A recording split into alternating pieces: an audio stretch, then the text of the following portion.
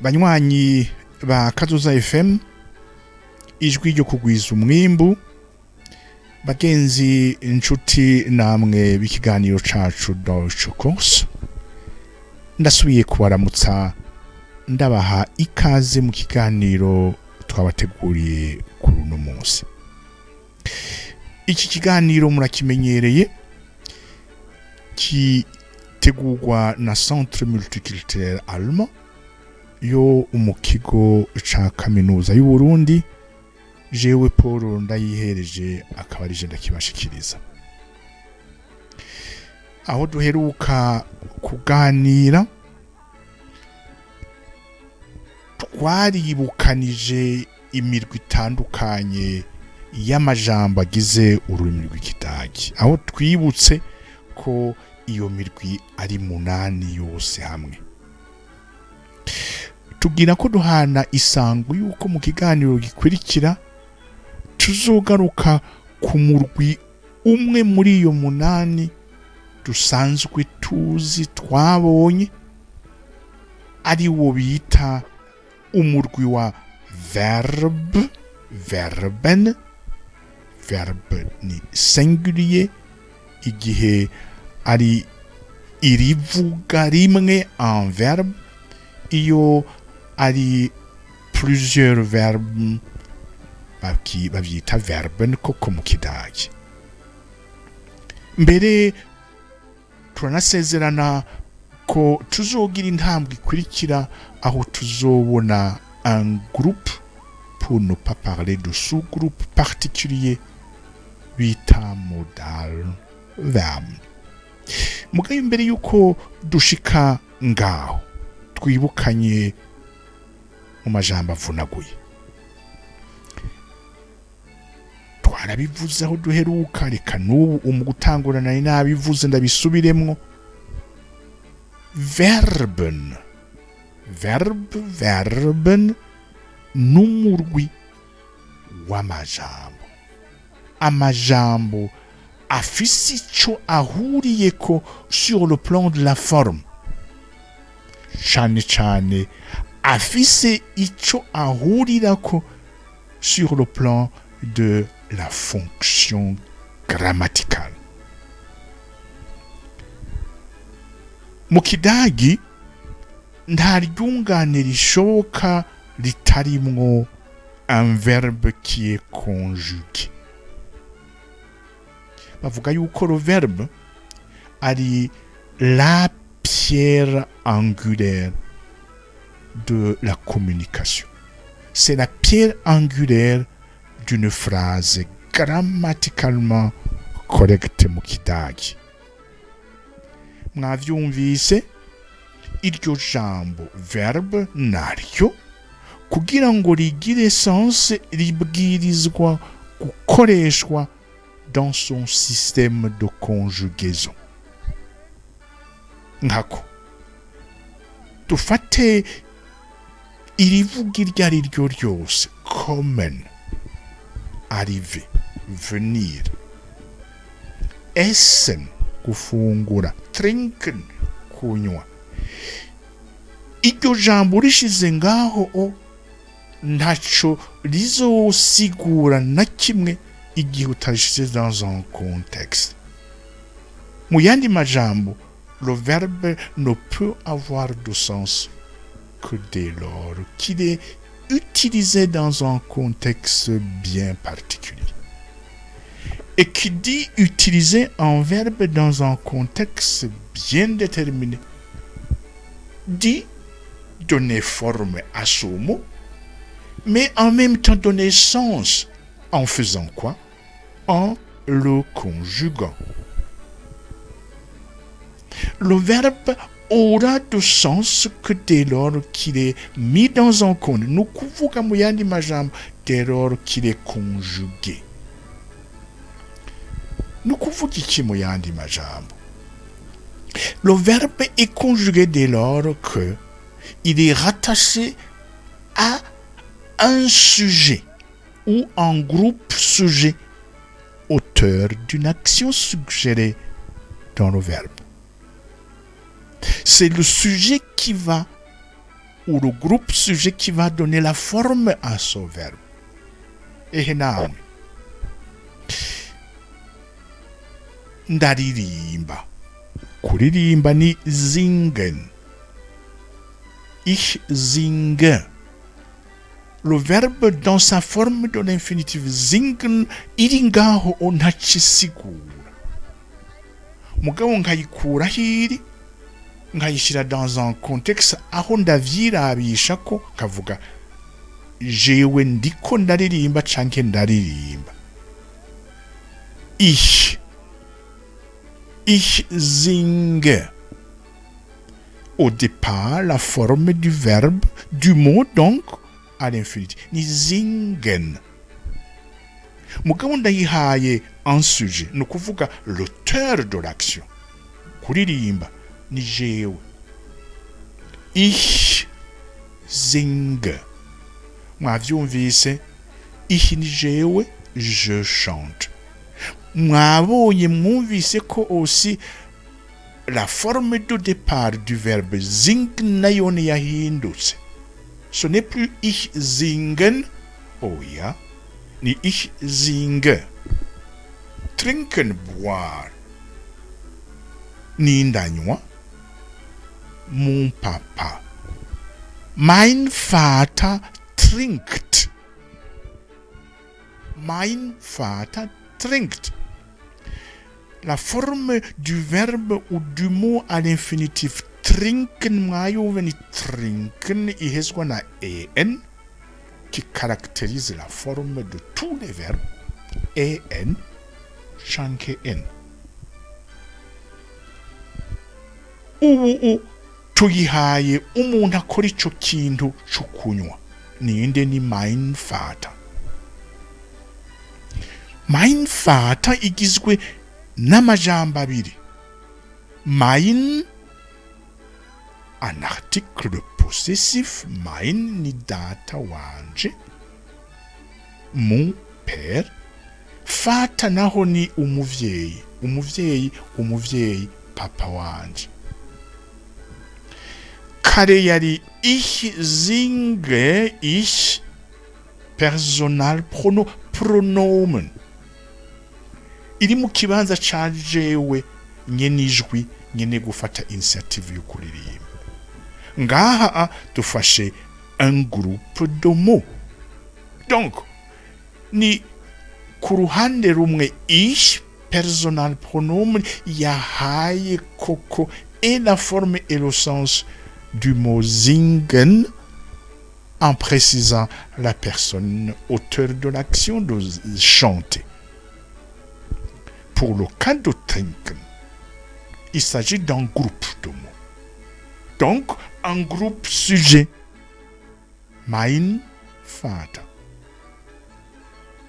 Ya verbe yitwa ngwiki yandikwa gute? Trinkt. Ce n'est pas mein Vater trinken. Chanke mein Vater trinke. Oya ni mein Vater trinkt. Mwumvishe ich singe, die Endung ni e yerekana iki yuko le verbe en question est conjugué à la première personne du singulier. Pour l'autre exemple, mein Vater trinkt. Quelle est la forme Endung ya le verbe trinken? Ni trinkt ni te.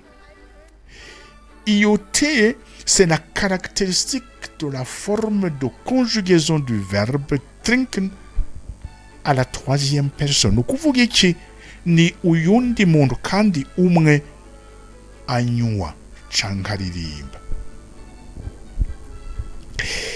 Bivanye rero n'iyo système de conjugaison. Les spécialistes de l'allemand ont désigné un groupe de verbes qui se conjuguent de façon régulière.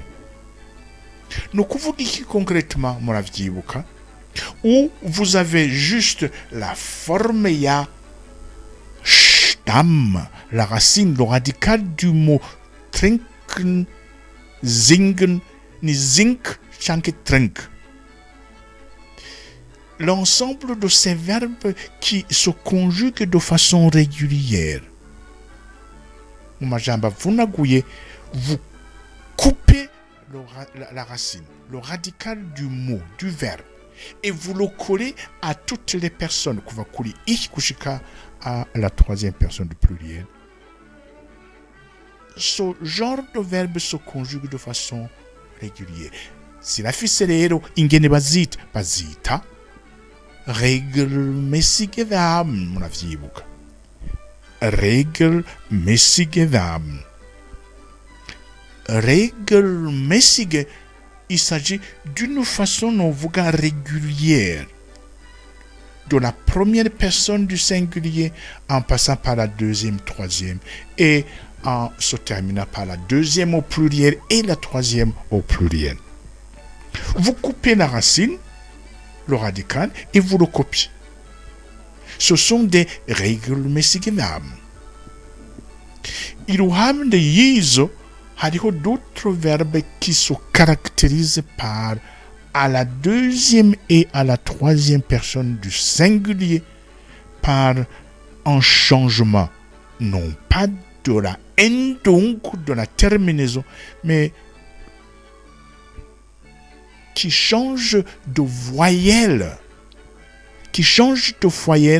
et à la deuxième personne du singulier et à la troisième du singulier. Akarorero sprechen. Ich spreche normal. Mugabo ugeze kuri la deuxième et la troisième, du sprichst. Et qu'on voit, qu'on observe dans sa forme de l'infinitif, yabaye ich. La voyelle a changé et est devenue ich. Izibazita uno regelmäßige. Uno règle, nous pouvons dire qui n'est pas régulier. Donc, ce sont ces verbes qui prennent des formes et qui, du coup, à la deuxième, troisième, changent de forme en termes de voyelles. Umuntu habona umuntu yanditse muri forme ya infinitif. Nous avons donc regelmäßige, uno regelmäßige. Turafise izindi zitatu. Mugabo reka mvuge ahanini zibiri, iyindi tuzoyigarukako plus tard. Ce sont des verbes, la langue yikorako. Et qui dit la langue dit aussi n'abakoresha urwo rurimi, kugira ngo bashobore kuvuga icyo bashikirije cyabaye dans le passé. Ce sont des verbes auxiliaires. Nous kuvuga, ce sont des verbes qui accompagnent d'autres verbes quand il s'agit de se situer dans une action yabaye dans le passé. Il s'agit du verbe sein et haben. Bazita Hilfsverb. Hilfsverb harimo verbe hakaba na hilfs ivuye muri le verbe helfen, gufasha. Donc des verbes auxiliaires. Uyundi murwi w'amaverbe turabonye selon le système et les formes variées de conjugaison. Hari regelmäßige, unregelmäßige na Hilfsverb. Umurwi wa gatatu wa kane nako twabonye ni umurwi usanzwe wiharije akantu imbere ya la racine ou le radical du verbe.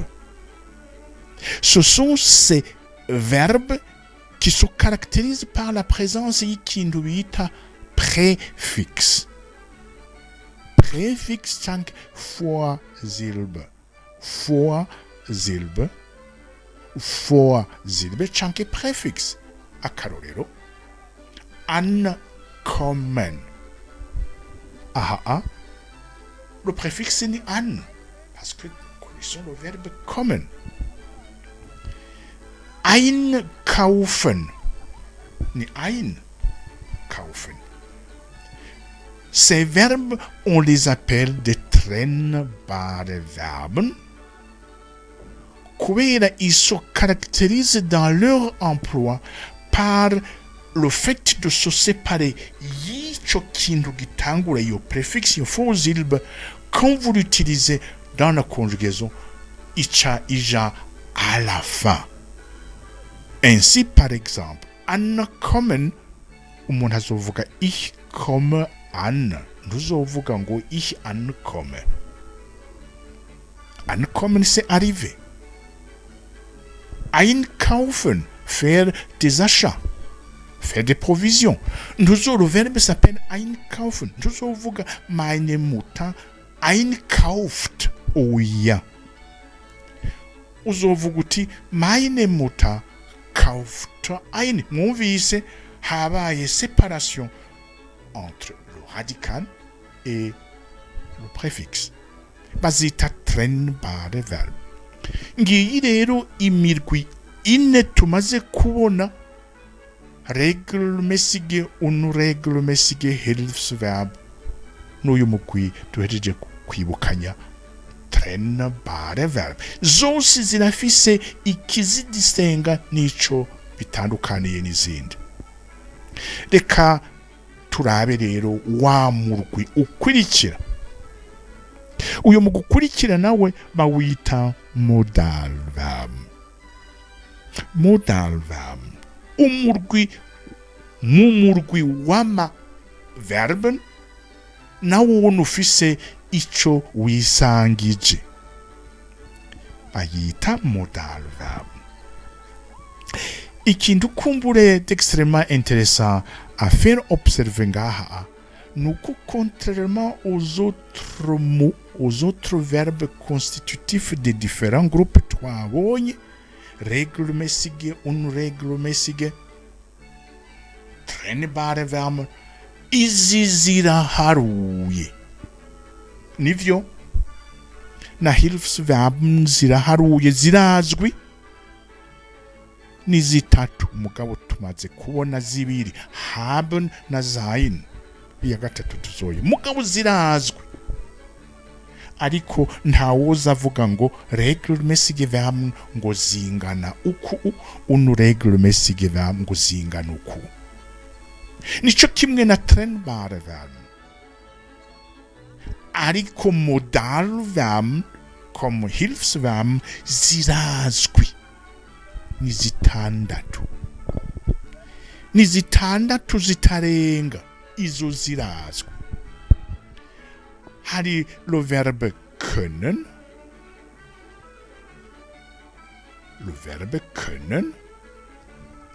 hari le verbe wollen,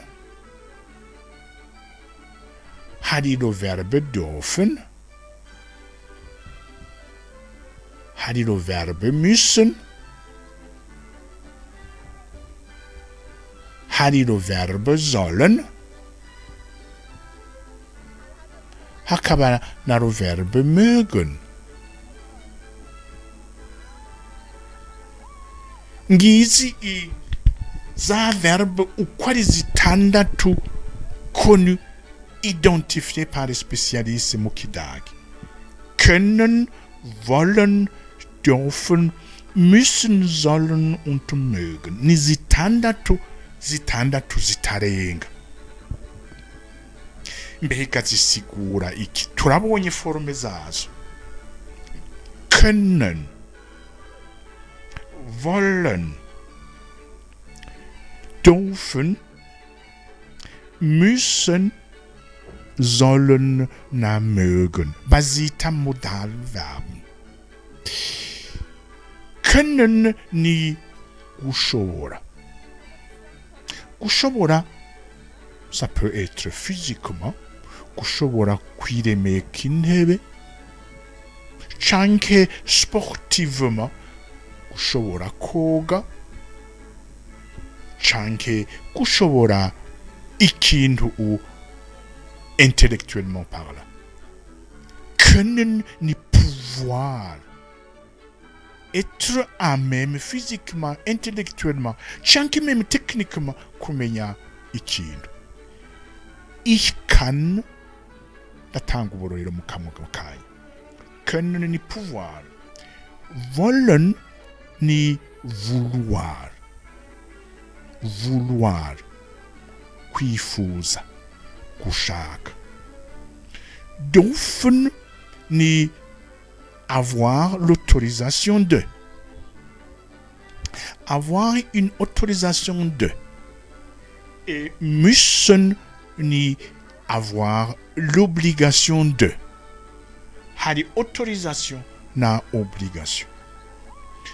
Sollen nigihe wabwiwe ikintu n'umuntu akagutuma ku wundi muntu. Urumva uri umutumwa wewe ushikiriza ijambo ritari rwawe. Igihe ushikiriza icyumviro kitari kwawe watumwe ukoresha sollen. Ni ukuvuga muntu muganga uribuka ivyo yakubariye ko woryama kare, wofungura iki, woreka kiriya. Icyo ciyumviri, ivyo viyumviri uriko uramwibutsa cyangwa umushikiriza si gwawe, uriko urabimwibutsa n'ivyo wundi muntu n'umuganga. Sollen nigihe uriko uravuga ikintu kitari kwawe wumvise, wasomye canke wifuriza uri kuraganirira. Le verbe ya nyuma ni mögen. Mögen bivanye n'ingene ikoreshejwe isigura, ifise insiguro zibiri. Irashobora kuba modal verb koko, mugabo irashobora kuba ico bita voll verb. Voll verb ni iki? Ni un verbe qui se suffit, qui a un sens. Kuko ngaha ico tugiye kubona nuko aya maverbe bita modal sont des verbes qui, pour être porteurs d'un sens, pour porteurs d'un message, doivent impérativement être accompagnés par ico bita un autre verbe. Donc izi verbe iyo zikoresheje ntizikora zonyene ngo zibe zifise koko un sens plein. Kugira ngo le contexte yumvikane igire sens, il faut que impérativement il y ait la présence de ein zweites Verb, un deuxième verbe dans sa forme de l'infinitif. Nivyo tugiye tubone ingene bikora. Voilà brièvement présenté les 6 verbes bita modal verb.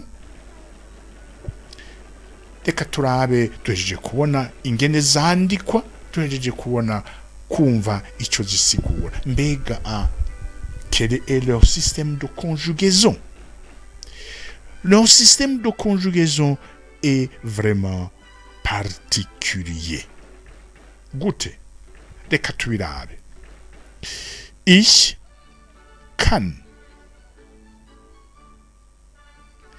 Ich will. Ich darf. Ich muss. Ich soll. Ich mag. Muribuka. Le système de conjugaison. Un verbe est conjugué et du coup a un sens à partir du moment où vous lui consignez un sujet ou un groupe sujet. Ngaha ni ich. Personal pronomen. Ich ni kuvuga ni jewe. Du. Du kannst. Du willst. Du darfst. Du musst. Du sollst. Du magst.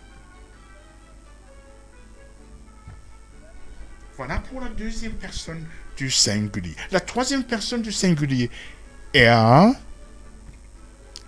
umuntu w'umugabo w'umugore, sie canke es. Es kann. Er kann. Er will. darf. Muss. Soll. Mag. Voilà pour ce qui est de la troisième personne du singulier. La première personne du pluriel, ni wir. Wir können. Wir wollen. Wir dürfen. Wir müssen. Wir sollen. Wir mögen.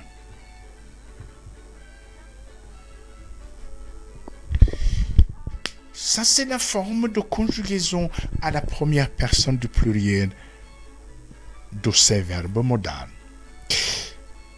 Nari kubandanya ndabereka les formes que prennent la deuxième personne du pluriel et la troisième personne du pluriel. Mugabo munkundire duhagarike ngaha ikiganiro c'uno munsi, mugabo ndabemerera yuko tuzokibandanya kundwiza. Ahanini uno munsi twagerageje kwiyibutsa ivyo twari twabonye imbere yo kwinjira mw'idonido ya un groupe de mots, un groupe de verbes ifise toute une spécificité, une caractéristique de conjugaison. Malheureusement tudashoboye guheza, ariko nta ngorane nihari kuko tuzotangura ikiganiro kiza duhereye ngaha nyine. Murantunga rero ko tudashoboye guheza, mugabo ndabemerera yuko iki twatanguye uyu munsi kumenya ingene bandika, ingene la forme et surtout le système de conjugaison tudahejeje, yuko nzobihera ngaha kugira ngo tubiheze, cyane cyane tumenye turabe ingene aya modal verb akoreshwa mu kidagi. Reka ndabakengurukire ko mwashoboye kubana natwe muri kino kiganiro, ndababwira nti naho ubutaha, Imana ibahezagire, turi kumwe.